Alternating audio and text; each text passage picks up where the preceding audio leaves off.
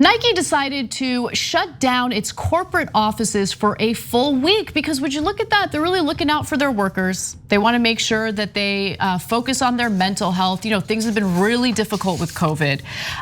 But it's retail workers, the forward-facing employees who have to deal with customers all day, those in the service industry, they're expected to show up. So how did Nike not see how awful this idea was, especially as they're promoting it as something that makes them the good guys for looking out for the well-being of their workers.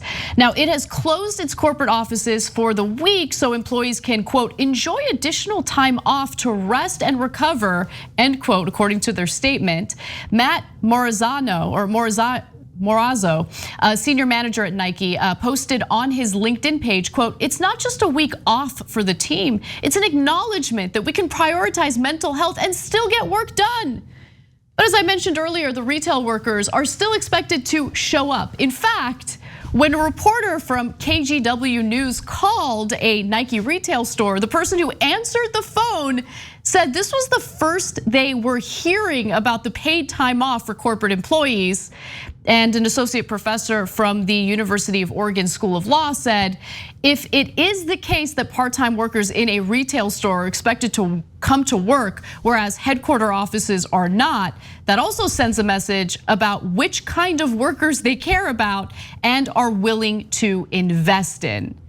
And by the way, this doesn't even account for the people who actually make the products for Nike, who overwhelmingly do not live in the United States and are in fact exploited in countries like China and Vietnam. I'll get to those details in a second, Cenk. Yeah, so apparently they didn't run it by their employees at the retail stores.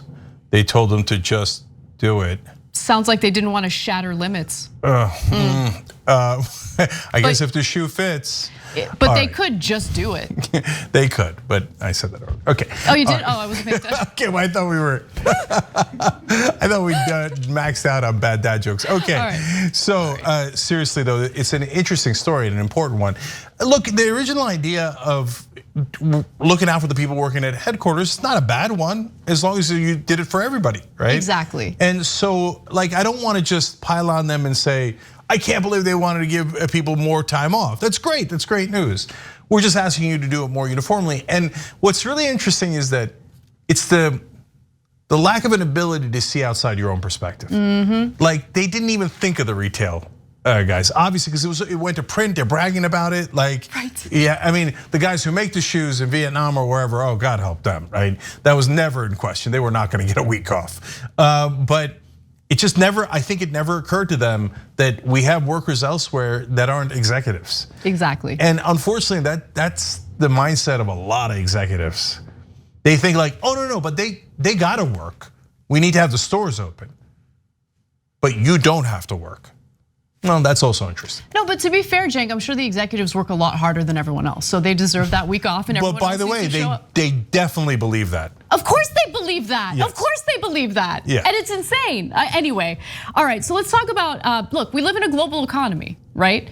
And that global economy means that they don't just have workers in the United States, they are exploiting workers in other countries like China and Vietnam. In fact, almost all Nike shoes are in fact manufactured outside of the United States. The leading manufacturer of Nike shoes is China and Vietnam, each accounting for 36% of the total manufactured worldwide. Indonesia accounts for 22% and Thailand for 6% of the Nike shoes that are being produced worldwide. Now, there's also the issue of forced labor. Because when we're talking about China, there's also the issue of Uygur Muslims who get forced into these factories. And there was recently an op-ed published in the Washington Post that touched on this. It's a team of researchers who have been tracking the treatment of Uygur Muslims Uygur Muslims, I apologize, Uygur Muslims in China. And here's what they found. For months, our team of researchers based in Australia have been tracking the movement of Uygur citizens from their homeland in the western region of Xinjiang and their other parts of China. We found that in the past 3 years, more than 80,000 of them have been transported to factories across China where they are compelled to work on production lines linked to at least 83 brands. The Post's Anna Byfield visited the shoe factory in one of the shoe factories in China, producing sneakers for Nike, and found that it resembled a prison with barbed wire, watchtowers, surveillance cameras, and a dedicated police station. Uygur workers at the factory, she was told, did not come on their own accord, nor could they return home for the holidays. But hey, don't worry, the corporate offices, they're getting a week off. Awesome. Yeah, look, we're having trouble getting people to care about the women of Texas. Portland has hopefully started a trend by saying that they're going to boycott Texas. We hope more people do to effectuate change there. But getting people to try to care about Uyghurs in China and the 83 brands that they're forced into making in these camps, these concentration camps or outside of the camps. Unfortunately, in America, it's just near impossible to get people to care. And that's the reality of it. It's so much so that even Nike executives forgot that these are folks that are also related to their brand and make their shoes. And I mean, a week off, what would be great is if China didn't put them in concentration camps anymore, and you guys could put economic pressure on to make sure that doesn't happen. But of course, they're not gonna do that. And so I'd love to give them credit for coming up with a good idea about the week off, but they really got to do better in making it uniform. Otherwise, it looks inescapably elitist. Thanks for watching The Young Turks, really appreciate it. Another way to show support is through YouTube memberships. You'll get to interact with us more. There's live chat emojis, badges. You've got emojis of me, Anna, John, JR, so those are super fun. But you also get playback of our exclusive member-only shows and specials right after they air. So all of that, all you gotta do is click that join button right underneath the video. Thank you.